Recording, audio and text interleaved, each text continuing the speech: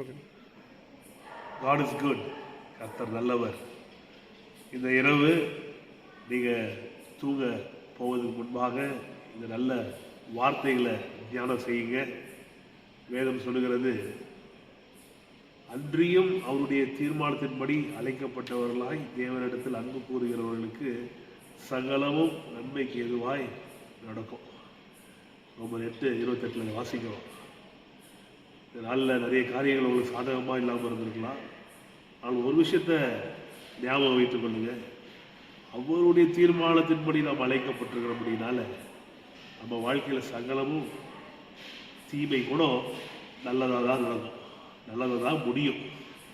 இதையே தியானித்து, இதையே யோசித்து, மனதில் வைத்து தியானம் செய்து வாயால் சொல்லிக்கொண்டே தூங்க போங்க. எனக்கு எல்லாமே நல்லதாக நடக்கும், தீமை கூட என் வாழ்க்கையில் நல்லதாக முடியும் அப்படின்னு சொல்லி தூங்க போங்க. கர்த்தர் ஒரு சுகமான, ஒரு சந்தோஷமான, ஒரு இன்பமான தூக்கத்தை, உறக்கத்தை உங்களுக்கு தருவாராக.